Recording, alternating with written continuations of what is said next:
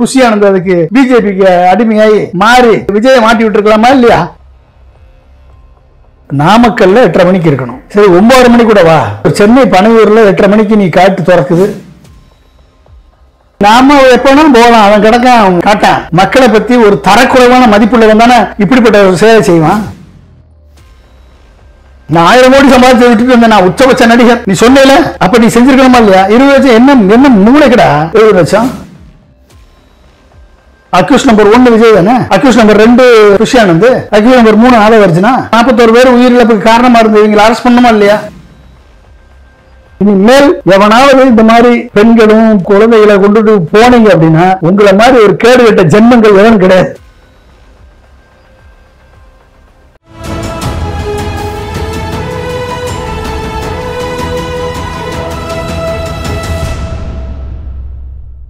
தமிழ் நிறம் நேயர்களுக்கு வணக்கம். இன்று நம்மிடையே அரசியல் விமர்சகர் திரு பொன்ராஜ் அவர்கள் இணைந்துள்ளார். சார் வணக்கம். வணக்கம். வணக்கம் சார். கரூர் சம்பவம் ரொம்பவுமே ஒரு துயரமான சம்பவம். எப்படி பார்க்குறீங்க சார்?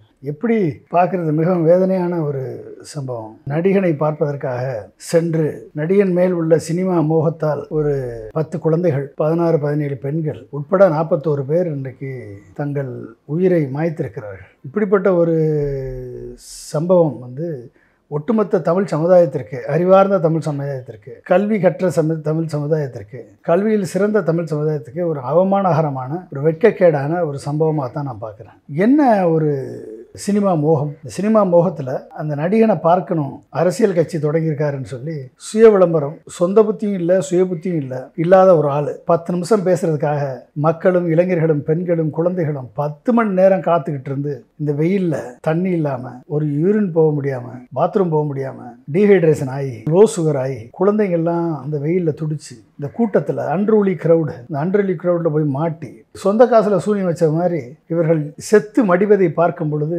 உண்மையிலேயே உயிருக்கு இவ்வளவுதான் விலை மதிப்பா? இந்த உயிருக்கு ஒரு நடிகனது சொந்த சுய அரசியல் ஆசைதான் இத்தனை பேருடைய உயிரை பலிவாங்கியதா என்று நினைக்கும் பொழுது, உண்மையிலேயே தமிழ் சமுதாயத்தை நினைக்கும் பொழுது ரொம்ப வேதனையாக இருக்குது, வெட்கமாக இருக்குது, கேவலமாக இருக்குது. நியூயார்க் டைம்ஸ் இதை பற்றி எழுதுகிற அளவுக்கு ஒரு துக்ககரமான நிகழ்வாக தான் நான் பார்க்குறேன். சார் ரொம்ப கோபமாக கொந்தளிச்சு விஜய் மேலே நீங்கள் பேட்டி கொடுத்துருந்தீங்க. அந்த அளவுக்கு கோவப்படுற அளவுக்கான ஒரு நிகழ்வு தான் இது. 41 பேர் உயிர்னா லேசாங்க? என்னங்க, குழந்தைங்க 10 பேருங்க, பெண்கள். இவங்க என்ன பாவம் பண்ணாங்க? இந்த குழந்தைகளும் பெண்களும் ஒரு நடிகனை பார்க்கணும், அவனோட இப்படி திரும்பி நின்று செல்ஃபி எடுக்கணும், குழந்தைய வச்சு செல்ஃபி எடுக்கணும் என்று ஆசைப்பட்டதை தவிர இவர்கள் என்ன பாவம் பண்ணாங்க? ஹஸ்பண்ட் புருஷன் சொன்னதையும் கேட்காம போய் எங்களுக்கு புருஷனே தேவையில்லை, விஜயை பார்த்தா போதும் என்று எத்தனை பேர் பேட்டி கொடுத்தாங்க பெண்கள். சின்ன பசங்க காலையில் 8:30 மணிக்கு நாமக்கல் வர்றாருன்னு சொல்லிட்டு 3 மணிக்கு எந்திரிச்சு வந்தவனு சின்ன பசங்க பேட்டி கொடுத்தாங்க. 6ஆம் வகுப்பு படிக்கிறவன், 8ஆம் வகுப்பு படிக்கிறவன், 10ஆவது படிக்கிறவன், சின்ன குழந்தைங்க, இப்போ பிறந்த பச்சை குழந்தைகளையெல்லாம் கொண்டு வந்து இந்த பெற்றோர்கள், படித்தவர்கள், ஐடியில் கம்பெனியில் வேலை பார்க்குறவங்க, பல்வேறு துறைகளில் ஒர்க் பண்ணுறவங்க, ஒரு ஆள் MA இங்கிலீஷ் லிட்ரேச்சர் படிச்சிருக்காரு, தன் பையன் இறந்து போயிட்டார் அப்படின்னு சொல்லி ஒரு பெரியவர் அழுகிறாரு. இன்னொருத்தர் தன் மூத்த மகளோ இளைய மகளோ இறந்து 1 மாதம் தான் ஆகுது. இப்போ என் ஒய்ஃபும் இன்னொரு மகளையும் கூப்பிட்டு போய் கூட்டமாக இருக்குமா வந்துருங்கம்மான்னு இவர் மெசேஜ் அனுப்புகிறாரு. நான் விஜயை பார்க்க வரமாட்டோம், உங்கள் வேலையை பாருன்னு சொல்லி அவங்க திரும்பி மெசேஜ் அனுப்புகிறாங்க. 2 பேர் செத்து போயிட்டாங்க. மொட்டையை போட்டு அழுகிறார் அந்த ஆள். இதெல்லாம் பார்க்குறப்ப வேதனை வராதா? 8:30 மணிக்கு வர்றேன்னு சொல்லிட்டு நாமக்கல்ல 8:30 மணிக்கு இருக்கணும். சரி 9 மணி கூட வா, பிரச்சனை இல்லை. சென்னை பனையூரில் 8:30 மணிக்கு நீ காட்டு திறக்குது, கார் வெளியே வருது, கருப்பு கலர் காரில் அவர் போகிறாரு, ஏர்போர்ட்டு போகிறாருன்னு லைவ் போடுறாங்க டிவியில். எப்படிங்க இருக்கும்? இந்த மீடியாக்கள் அதிகமாக இதுக்கு காரணமானது மீடியாக்கள். நடிகனுடைய சுய விளம்பர வெறி இதுக்கு காரணமாக இருந்தது மீடியாக்கள். ஹைப்பை கிரியேட் பண்ணுறதுக்கு பணம் கொடுத்து கிரியேட் பண்ணுறாங்க பொலிட்டிக்கல் ஸ்ட்ராட்டஜிஸ்ட். கவர் பண்ணுங்கள் 10 வீடியோ, எல்லாரும் 10 லைவில், ஒரு நாள் ஃபுல்லாக லைவில் உட்காந்துருக்கான். அசிங்கமாக இல்லை, வெக்கமாக இல்லை? இத்தனை பேர் உயிருக்கு நீங்களும் தான் காரணம். ஆமாம், அங்கேருந்து கிளம்புறப்ப போடுறீங்க 8:30 மணிக்கு இங்கே பெர்மிஷன் வாங்கி வச்சுருக்கான். இனி 8:30 மணிக்கு தான் கிளம்புறேன். இன்னைக்கு கிளம்பி ஏர்போர்ட் போகிறதுக்கு 9:30 மணி, ஏர்போர்ட்டு ஃபார்மாலிட்டிஸ் முடிஞ்சு நீ ஃப்ளைட் ஏறுறதுக்கு 10 மணி, திருச்சி போகிறதுக்கு 11 மணி, திருச்சியிலேருந்து நாமக்கல் போகிறதுக்கு 1.5 மணி நேரம். ஆனால் உடனே நாமக்கல் திருச்சியிலேருந்து பல்வேறு மாவட்டத்திலேருந்து வந்தவனெல்லாம் வர சொல்லி, பைக்கில் வர சொல்லி, காரில் வர சொல்லி, அவனோட அப்படியே ஊர்வலம் மாதிரி போய் லேட் பண்ணி டிலே பண்ணி 8:30 மணிக்கு போகிறவன் நீ 3 மணிக்கு போய் சேர்ற நீ நாமக்கலுக்கு. அப்போ 8:30 மணிக்கு வந்துருவாருன்னு சொல்லி 3 மணிக்கு வந்தவன் மறுநாள் காலையில் 3 மணி வரைக்கும் 12 மணி நேரம் காத்து கிடக்கானுங்க. நீ பேசுகிற 10 நிமிஷத்துக்கு நீ என்ன பெரிய மக்களுக்கு தீர்வு சொல்லிட்டியா? இல்லை யாரும் சொல்லாத சொல்லிட்டியா? கல்வி, நல்ல தரமான கல்வி, தரமான மருத்துவம், தரமான சாலைகள், தரமான தண்ணீர் கொடுப்பேன். இது வேறு என்னத்தை புதுசாக நான் சொல்கிறதுன்னு கேட்குறிய நீ வந்து நாமக்கல்ல? ஒன்றுமே புதுசாக உன்ட்ட சரக்கே இல்லையே, உனக்கு எதுக்கு புதுசாக நாங்கள் ஓட்டு போடணும்? இந்த கேள்வி அவன் கேட்கணுமா இல்லையா? உனக்கு தான் அது என்ன பிரச்சனைன்னு தெரியல. தரமான கல்வி என்ன, தரமான கல்வி இல்லை, என்ன தரமான மருத்துவம் இல்லை, என்ன தரமான ரோடு இல்லை, என்ன தரமான தண்ணி வசதி கிடைக்கல அப்படின்னு சொல்லு. நான் வந்து அதை மாற்றி அமைப்பேன்னு சொல்லு. நீ ஒன்றுமே சொல்ல தெரியாது. இதை இந்த 10 வசனத்துக்கு எவனோ எழுதி கொடுத்ததை பேசுறதுக்கு, கேட்கறதுக்கு, நடிகனை பார்ப்பதற்கு 12 மணி நேரம் காத்துக்கிட்டு இருப்பானா மாணவர்கள், இளைஞர்களும்? அது மட்டும் இல்லை, நீ அந்தந்த ஊரில் இருக்கவன் வந்திருந்தா பரவாயில்ல, அந்த கூட்டம் பிரச்சனை இல்லாமல் இருக்கும். கரூரில் 10,500 பேர் வருவாங்கன்னு எழுதி கொடுத்துருக்கீங்க. நீ வந்தது 27,000 பேருக்கு மேலே வந்திருக்காங்கன்னு சொல்லி போலீஸ் ரிப்போர்ட் சொல்லுது. 10,500 பேருக்கு 20 பேருக்கு, நார்மலாக 50 பேருக்கு ஒரு போலீஸ் போடுவாங்க. விஜய்க்காக 20 பேருக்கு ஒரு போலீஸை போட்டிருக்காங்கன்னு சொல்லி ADGP சொல்கிறாரு. அப்போ 20 பேருக்கு ஒரு போலீஸை போட்டால் போலீஸுக்கு ஒத்துழைப்பு கொடுக்கணுமா இல்லையா? பெர்மிஷன் வாங்க போனது யார்? புஷி ஆனந்த். அப்போ புஷி ஆனந்த் வந்து முத நாள் போய் நிற்கிறோமா இல்லையா?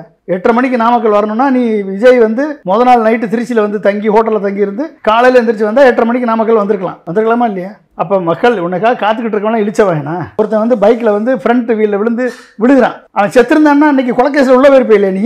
இந்த ஸ்பாட்டு முந்தியெல்லாம் நீங்கள் வந்து பார்த்தீங்கன்னா ஜெயலலிதா அவர்கள் வர்றாங்க, MGR வராரு, கலைஞர் வராரு அப்படின்னா அந்த எந்த ஸ்பாட்டில் வந்து நிற்கிறாங்களோ அங்கே வந்து ஒரு பேரிகார்டு மாதிரி போட்டிருப்பாங்க. அந்த பேரிகார்டுக்குள்ளே மக்கள் வர மாட்டாங்க. அதுக்குள்ளே கார் போய் நிற்கும், பேசுவாங்க, பேசிட்டு ஓப்பன் பண்ணுவாங்க, ஃப்ரீயாக போவாங்க. நீ ஏற்கனவே இப்போ டைட் ஜாம் பேக்கடாக இருக்கா அந்த கூட்டம். இதில் நீ பெரிய பஸ்ஸை கொண்டாடுற, 60 அடி நீளமும் 10-12 அடி அகலம் உள்ள ஒரு பஸ்ஸு. அந்த பஸ்ஸை எடுத்துகிட்டு வர்ற, உன் முன்னாலே காரு, பின்னால் காரு, உன் கூடையா 10,000 பேர் வரான். அவெல்லாம் எந்த மாவட்டத்துலேருந்து வந்தான்? தெருவிலேருந்து வந்தவனா? பக்கத்தில் இருக்கக்கூடிய அனைத்து மாவட்டத்துலேருந்து வர்றான். நீ என்ன சனிக்கிழமை போய் ஒரு தொகுதியில் இவ்வளோ கூட்டத்தை காமிக்கிறதுக்காக போறியா? ஒரு நாளைக்கு ஒரு 3 தொகுதியை கவர் பண்ண வேண்டியதானே? இல்லைன்னா கரூர்லேயே 10 பாயிண்ட்ல பேச வேண்டியதானே? ஏற்கனவே ஒரு பாயிண்ட் 10 பாயிண்ட்ல பேசினா கூட்டம் கொஞ்சமாக இங்கே இருக்காருன்னு வந்துடும், முடிஞ்சிருமா இல்லையா? அப்போ என்ன அர்த்தத்தில் நீங்கள் வந்து பிளான் போடுறீங்க? அப்போ ஒட்டுமொத்தமாக க்ரௌட் நிற்கிது, நீ உள்ளே வர்ற, சாப்பாடு இல்லாமல் குழந்தைங்க, பெண்கள் காத்துட்டு இருக்காங்க. உள்ளே வந்தவங்களால வெளியே போக முடியல, வெளியே இருக்கவங்களால உள்ளே வர முடியல. ஏற்கனவே ஒரு குரூப் வந்து உள்ளே நுழையுது. நீ யாரெல்லாம் வளர்த்து வச்சிருக்க? எப்படிப்பட்ட ரசிகர் பட்டாளத்தை வளர்த்து வச்சிருக்க? உன் சினிமாவில் நீ என்ன சொல்லி கொடுத்துருக்க? போதை மருந்து எப்படி சாப்பிட்றதுன்னு சொல்லி கொடுத்துருக்க, போதை கலாச்சாரத்தை சொல்லி கொடுத்துருக்க, போதை மருந்து கடத்தலை சொல்லி கொடுத்துருக்க, மாஸ்டர் படத்தில் தண்ணி அடிச்சுட்டு தான் நீ முதல்ல காலையில் எந்திரிப்ப, தண்ணி அடிக்கிறத சொல்லி கொடுத்துருக்க, ரவுடி கலாச்சாரம் சொல்லி கொடுத்துருக்க, துப்பாக்கி கலாச்சாரம் சொல்லி கொடுத்துருக்க, டான்ஸ் ஆடி பெண்களை கேவலமாக நடிக்கிறத சொல்லி கொடுத்துருக்க. இத்தனையும் சொல்லி கொடுத்து அதை பார்த்து கவர்ச்சியில் ஈடுபட்ட ரசிகன் இங்கே டான்ஸ் ஆடுறான், இங்கே தண்ணியை போட்டு கொடியை தூக்கிட்டு பைக்கில் சுற்றுறான், மரத்தில் ஏறுறான், மட்டையில் ஏறுறான், டிரான்ஸ்ஃபார்மரில் ஏறுறான், கூரை செட்டில் ஏறுறான், மாடிகளில் ஏறுறான். இவன் ஏறுறான். ஆனால் பாவம் உன்னைய ரசிகன்னு சொல்லி உன்னைய ரசித்து வந்த பெண்கள் செத்து போயிட்டாங்கப்பா, குழந்தைகள் செத்து போயிட்டாங்க. இவனெல்லாம் இந்த மாதிரி ஏறி குதிச்சாலும் யார்? நீ கிரியேட் பண்ணி வச்சுருக்க ஒரு அன்ரூலி க்ரௌடு தானே அது, ஒரு தற்குறி கூட்டம் தானே அது, காட்டுமிராண்டி கூட்டம் தானே. நீ என்ன அரசியல் படுத்தியிருக்க? உண்மையாக பண்ணியிருந்தா புஷி ஆனந்த் முத நாள் போயிருக்கணுமா இல்லையா? இங்கே போய் புஷி ஆனந்த் சொல்கிறது தானே அங்கே மாவட்ட செயலாளர் தொண்டர்கள்லாம் கேட்குறான், ரசிகர் மன்றம் கேட்குறான். அப்போ அந்த ஆள் அங்கே நின்றுக்கணுமா இல்லையா? விஜய் வர்றதுக்கு முன்னால் அங்கே போய் நின்று இவர் எந்த இடத்துல வர்றாரு? நடுவில் சென்ட்ரல் மீடியன் இருக்குது, இங்கிட்டு 80 அடி ரோடு, இங்கிட்டு 80 அடி ரோடு இருக்குது. சென்ட்ரல் மீடியனில் எந்த பாயிண்ட் இருக்கோ அந்த பாயிண்டில் வந்து சுற்றி கட்டையை போட்டு மக்கள் வரவிடாமல் தடுத்து, ஒரு கிலோமீட்டருக்கு யாருமே மக்கள் உள்ளே வரவிடாமல் போலீஸ் உதவியோடு தடுத்து நின்று ஆள்களை தொண்டர்படையை கிரியேட் பண்ணி கையில் செயின் போட்டு நிற்க வச்சு அந்த இடத்துல மக்கள் கூட்டம் இல்லாமல் அந்த இடத்துல மட்டும் அதை சுற்றி நிற்கலாம் மக்கள். அந்த உள்ளே வர்றதுக்கு பஸ், பெரிய பஸ் இருக்குது, உன் காரு அத்தனையும் வருது, அந்த பெரிய பஸ் வர்றதுக்கு வழி ஏற்படுத்தி கொடுத்துருக்கணுமா இல்லையா? அப்போ இதை செய்ய தவறிய குற்றம் யாருக்கு? போலீஸ் சொல்கிறாங்க அங்கனக்குள்ளே உள்ளே போக முடியாதுங்க, 50 மீட்டருக்கு முன்னாலே நின்று நீ இங்கேருந்தே பேசுங்க, உள்ளே போனால் ரொம்ப க்ரௌடாயிரும், அலையிலையா இதாயிரும்னு சொல்கிறாங்க. இப்போ போலீஸ் எச்சரிக்கையை மீறி உள்ளே போகிற நீ, உள்ளே போன உடனே தள்ளுமுள்ள ஆயிடுது, அப்படியே அலையலையா அப்படியே தடுமாறுறாங்க. அப்போ இந்த தடுமாற்றத்திற்கு காரணமாக இருந்தது யார்? விஜய் தானே அதை முடிவு எடுத்துருக்கணும். விஜய் போகக்கூடாதுன்னா போவாங்களா? வேணாவது விஜய் நில்லுன்னா நிறுத்திருப்பாங்கல்ல.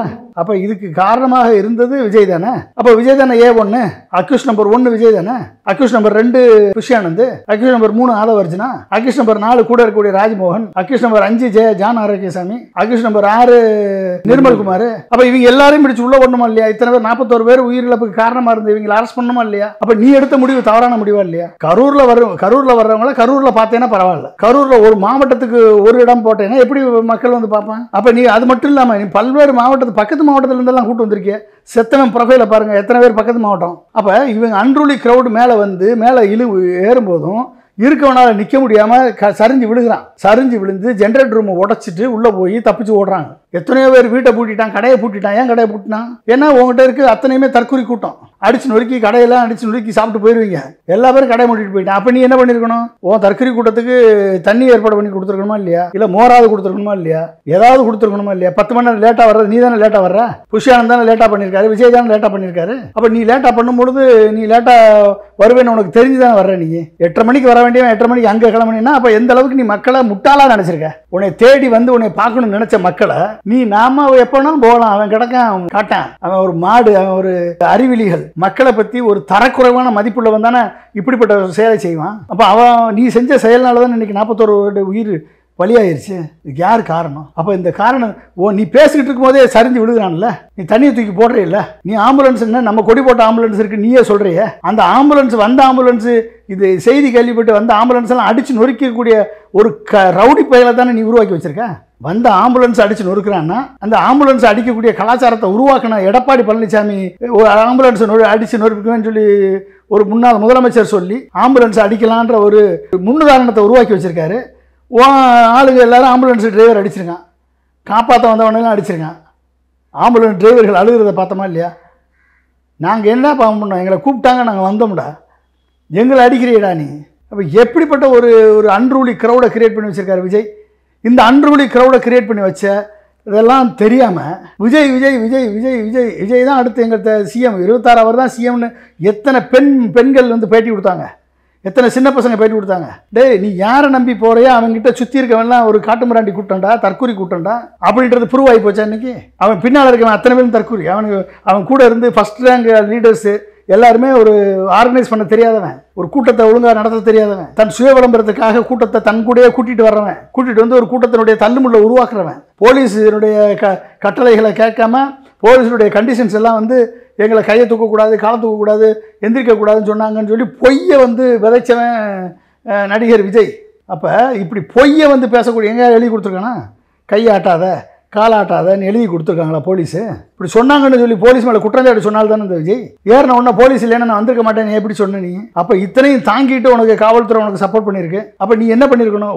ஆளுங்களை வச்சு காவல்துறை எல்லாத்துக்கும் நீ அரசியல் கூட்டம் நடத்துவ, வரவனுக்கெல்லாம் தண்ணி கொடுக்குறதா காவல்துறை வேலை? இல்லை நீ எங்கே வரேன்னு பார்த்து உங்களுக்கெல்லாம் வந்து தடுப்பு கட்ட போடுறதா காவல்துறை வேலை? காவல்துறைக்கு ஆள் ஒத்துழைப்பு கொடுக்க மாட்டான். காவல்துறை சொன்னால் உடனே அவங்க கூட சண்டைக்கு போகிறான். அவன் ஆள் புஷ்யானந்த் சண்டைக்கு போகிறான், உடனே வீடியோ எடுத்து போடுறான். காவல்துறை அத்துமீறுது, திமுக அரசு எங்களை வந்து தடுக்குது, இப்படிலாம் சொன்னால் என்ன பண்ணுவாங்க காவல்துறை? அப்போ என்ன அர்த்தத்தில் நீங்கள் வந்து ஒரு அன்ரூலி க்ரௌடை கிரியேட் பண்ணி இன்றைக்கி 41 இளம் பெண்கள் குழந்தைங்க இத்தனை பேர் செத்து சுடுகாடாகி போச்சு. சுடுகாடு ஆனால் உன் கண்ணு முன்னாலே சுருண்டு விழுகிறான். உனக்கு தெரிய வேணாம்? உனக்கு கொஞ்சமாவது மனசில் ஈரம்னு இருந்தா, கொஞ்சமாவது மனசில் நம்மளை பார்க்க வந்தவன் செத்து போயிட்டானே அப்படின்னு நினைச்சா கொஞ்சம் தூரம் தள்ளி போய் நின்று என்னாச்சுப்பா ஏதாச்சுப்பான்னு கேட்டு போலீஸ்கிட்ட பேசி நீ நேரடியாக கரூர் ஆஸ்பத்திரிக்குள்ள போயிருக்கணும். ஆஸ்பத்திரி போயிருந்தேன்னா அங்கே வந்து போலீஸ் இருக்குது, மீடியா இருக்குது, எல்லாம் இருக்குது. நீ வந்தவனெல்லாம் பார்த்துருக்கணுமா இல்லையா? உன் கூட வந்து அத்தனை பேர் இருந்திருக்கணுமா இல்லையா? அதை விட்டுட்டு நேராக திருச்சிக்கு ஓடி போய் திருச்சியில் வந்து நிருபர்கள் 30 பேர் செத்துட்டாங்கன்னு சொல்கிறாங்க, பேட்டி கேட்குறாங்க. பின்னங்கால் படலில் விட ஓடுறிய நீ. ஃப்ளைட்டை பிடிச்சி சென்னைக்கு ஓடி போய் இன்னும் 36 மணி நேரம் 42 மணி நேரம் ஆச்சு. இன்னைக்கு வரைக்கும் ஒரு வீடியோ போட்டிருக்கியா நீ? ஒரு மெசேஜை போட்டுட்டு 20 லட்சம் கொடுக்குறேன் செத்தவனுக்கு, பாதிக்கப்பட்டவனுக்கு 2 லட்சம் கொடுக்குறேன், தமிழ்நாடு அரசு கொடுத்தத விட டபுளாக கொடுக்குறேன்னு சொல்லி போட்டிருக்க. 1000 கோடி சம்பாதிக்கக்கூடிய நடிகர் தானே நீ? 1000 கோடி வருஷத்துக்கு சம்பாதிக்கிறீங்களா? ஆளுக்கு 1 கோடி கொடுத்தாண்ணா நீ? 40 கோடி கொடுத்து குறைஞ்சு போயிடுவியா? 41 கோடி கொடுத்தா குறைஞ்சு போயிடுவியா? பாதிக்கப்பட்டவனுக்கு 50 லட்சம் கொடுத்தா குறைஞ்சு போயிடுவியா? 20 லட்சம் எந்த மூளைக்கு காணும்? சின்ன பையன் செத்துருக்கான். அந்த சின்ன பையனில் நாளைக்கு ஒரு பெரிய சயின்டிஸ்ட் ஆகிடும், நாளைக்கு ஒரு IAS IPS ஆஃபீஸர் ஆகிருப்பான், நாளைக்கு ஒரு பெரிய இண்டஸ்ட்ரியலிஸ்ட் ஆகிருப்பான். அவன் குடும்பத்துக்கு அவன் வந்து பெரிய லெவலில் வந்திருப்பான். அவனால் ஒரு 10 கோடி 20 கோடி சம்பாதிக்க முடியும். அவன் வாழ்க்கையை தொலைச்சிருக்கானே. நீ கொடுக்குற 20 லட்சம் எந்த கால் தூசுக்கு சமானடா? நான் என்ன சொல்கிறேன், தமிழக முதல்வர் இப்படி சாகிறவனுக்கு பணமே கொடுக்கக்கூடாதுன்றேன். நான் இந்த கள்ளசாராயத்தில் செத்தவனுக்கு 10 லட்சம், இந்த மாதிரி அரசியல் கூட்டங்களில் சாகிறவனுக்கு 10 லட்சம் அப்படின்ற கொடுக்கவே கூடாது. எது கொடுக்குறீங்க கவர்மெண்ட் பணத்தை? எவன் கூட்டத்தை கூட்டினானோ, எவன் அதுக்கு காரணமாக இருந்தானோ அந்த கட்சி தலைவன் வந்து கொடுக்கட்டுமே, 1 கோடி கொடுக்கட்டுமே, 50 லட்சம் கொடுக்கட்டுமே, காயமடைஞ்சவங்களுக்கு, செத்தவங்களுக்கு 1 கோடி கொடுக்கட்டுமே. இவன்ட்ட பணம் இல்லையா? நான் 1000 கோடி சம்பாதிச்சு விட்டுட்டு வந்தேன், நான் உச்சபட்ச நடிகர். நீ சொன்னேல, அப்போ நீ செஞ்சிருக்கணுமா இல்லையா? 20 லட்சம் என்ன மூளைக்கடா? 20 லட்சம் யாருடா பத்தம் அது 20 லட்சத்தை வச்சு என்ன பண்ணுவேன்? ஒரு தலைவன்றவன் பிரச்சனைன்னு வந்தா அங்க நிக்கணும், அவன் தான் தலைவன். பிரச்சனைன்னு வந்தா பின்னங்கால் பெடரில் அடிக்க ஓடுறவன் தலைவன் கிடையாது. நீ ஓடிட்ட, கண்ணு முன்னால ஓடி போயிட்ட. நீ டைட்டானிக் கப்பல் கேப்டன் வந்து கடைசி வரைக்கும் நின்று செத்தான இல்லையா, எல்லாரும் காப்பாத்திட்டு. அப்ப உன்னைய நம்பி எப்படி தமிழ்நாட்டை கொடுக்க முடியும்? கூட்டத்தை பார்த்து, அந்த கூட்டத்தில் ஏற்படக்கூடிய கலவரத்தை பார்த்து, பிரச்சனையை பார்த்து ஓடுறவன் எப்படி தலைவனா இருக்க முடியும்? நான் என்ன புதுசா சொல்ல முடியும் சொல்றவனுக்கு எப்படி புதுசா ஓட்டு போடுவான் மக்கள்? எப்படி ஓடுறவன் தலைவனா இருக்க முடியும்? நாளைக்கு உன்னை நம்பி தமிழ்நாட்டை கொடுத்தா, நாளைக்கு தமிழ்நாட்டு மேல ஏதாவது பெரிய பிரச்சனை வந்துச்சு, தமிழ்நாட்டு மேல மத்திய அரசுடைய அடக்குமுறை வந்துச்சு அப்படின்னா உன்னை காப்பாத்தி நீ ஓடி போயிருவ. உன்னை நம்பி கொடுத்த தமிழ்நாட்டை தெருவில் வித்துட்டு போயிருடா. நீ சொல்ற 10 நிமிஷம் பேசுறதுக்கு 10 மணி நேரம் காத்து கிடந்து 41 பேர் உயிரை வாய்க்கணுமா? கேவலமா இல்ல, வெக்கமா இல்ல? மாணவர்களுக்கும் இளைஞர்களுக்கும் எப்படிப்பட்ட ஒரு தற்கொலை கூட்டத்தை உருவாக்கி வச்சிருக்க நீ, ரவுடி கூட்டத்தை, போதை கலாச்சாரத்தை. அப்ப இவனை நம்பி நம்ம எப்படிங்க ஓட்டு போட முடியும்? சார், இவ்வளவு பிரச்சனைகள் இருக்கு, இவ்வளவு நடந்திருக்கு, ஆனா இன்னமும் காவல்துறை சரியா பாதுகாப்பு தரல. திமுக அரசு உள்ள வந்து சதி பண்ணிட்டாங்க. செந்தில் பாலாஜி அவர்கள் எப்படி இமிடியேட்டா ஆஸ்பத்திரிக்கு போனாங்க, இதுக்கு பின்னணியில செந்தில் பாலாஜி இருக்கிறாங்க அப்படின்னு எல்லாம் சொல்றாங்க. செந்தில் பாலாஜி கரூர்ல இருக்காரு, போனார் ஆஸ்பத்திரிக்கு. கரூர்ல இருக்கவருக்கு எந்த ஆஸ்பத்திரி பக்கத்துல இருக்குன்னு தெரியாதா? அவர் இருந்தாரு. அவர் கரூர் மக்களுக்காக பாடுபடக்கூடியவர், கரூர் மக்களோட வாழ்க்கையில பின்னி பிணைஞ்சவர், மண்ணின் மைந்தர். போறாரு ஆஸ்பத்திரிக்கு. நீ வந்து வேஷம் போட போனவன் ஓடி போயிட்ட. நீ போயிருக்கணும்ல, நீ தான் அங்க பக்கத்துல இருந்த. செந்தில் பாலாஜியாவது அவர் வீட்டில் இருந்திருப்பாரு. சைட் ஆன் சைட் செத்த இடத்துல இருந்தவன் நீ தானே. ஏன் நீ போகல? எதுக்கு நான் ஓடன? நீ தலைவனா? நீ உன்னை நம்பி தானே வந்து செத்தான். ரசிகர்கள் கூட்டம் தானே மக்களை வந்து கால் மேல கால் போட்டு ஏறி மிதிச்சு கொண்டுச்சு. எப்படி ஏன் ஓடன நீ? உன் கண்ணு முன்னால தான் செத்தாங்க. செந்தில் பாலாஜி இருக்காருன்னா அங்க இருக்காரு. உடனே முதலமைச்சர் கூப்பிடுறாரு, போறாரு. அவர் முதலமைச்சர் உடனே ஆக்ஷன் எடுக்கிறாரு. திருச்சியில இருந்து அன்பில் மகேஷை கூப்பிடுறாரு. 1.5 மணி நேரத்துல அன்பில் மகேஷ் அங்க வந்துடுறாரு. அன்பில் மகேஷ் பார்த்து இந்த குழந்தைங்க செத்து விழுகிறத பார்த்து அழுதா. அது வந்து நீலி கண்ணீர் சொல்ற. அந்த நீலி கண்ணீராவது அங்க இருந்து வடிச்சார்ல அவரு. நீ எங்க போனப்பா? நீலி கண்ணீர் வடிக்க கூட நீ இல்லையா? இங்க உன்னை நம்பி வந்தவங்க செத்ததுக்கு நீலி கண்ணீர் வடிக்க கூட நீ இல்லையா? எத்தனை நிருபர்கள் அங்க போய் பார்த்துருக்காங்க. அப்ப அதை பார்த்த உடனே மனசு துடிக்குமா இல்லையா? துடிச்சு பேட்டி கொடுத்தா உடனே சதின்னு சொல்றதா?